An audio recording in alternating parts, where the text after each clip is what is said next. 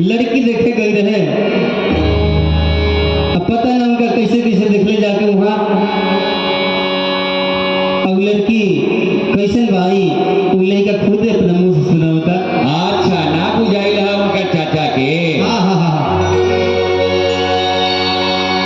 चाचा से लड़का कहता कैसे हो, कैसे कैसे कहता हो।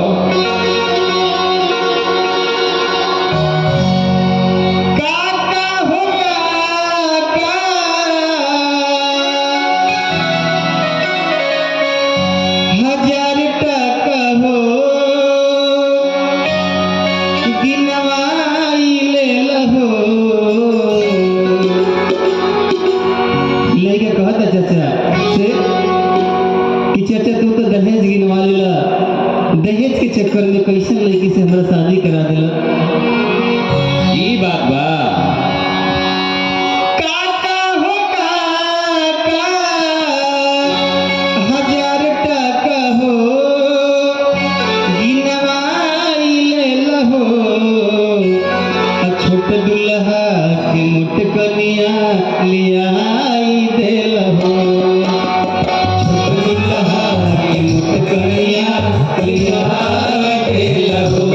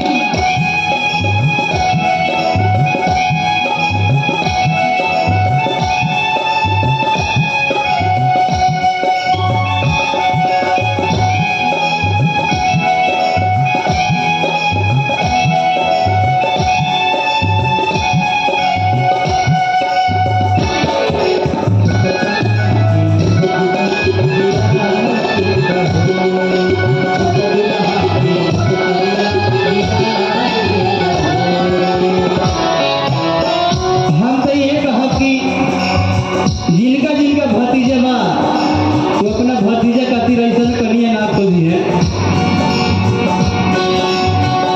लड़का कहता कैसे हो,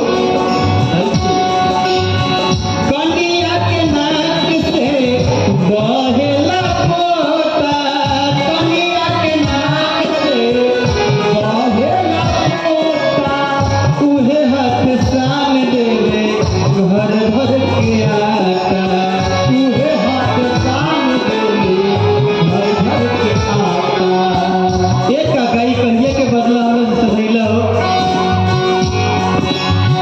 कनिया के नाक से बहेला पोता, कनिया के नाक से बहेला पोता, उहे हाथ शान देवे घर भर के आता, उहे हाथ शान देवे घर भर के आता। ओही हाथ पुरिया, ओही हाथ पुरिया पकाई देल हो, पकाई देल हो, छोट दुल्हा मोट करिया लाई देल हो, छोट दुल्हा मोट करिया लिया देल हो।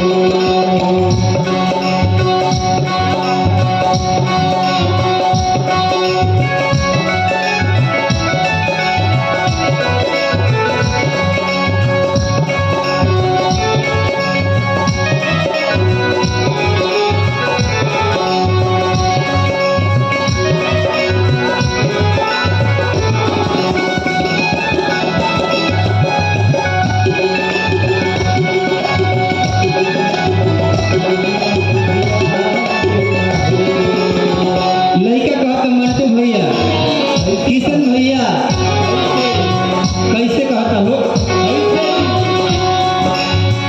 कनिया के नाम होई बढ़िया सोचनी, कनिया के नाम होई बढ़िया सोचनी, कनिया के भर देहे धैले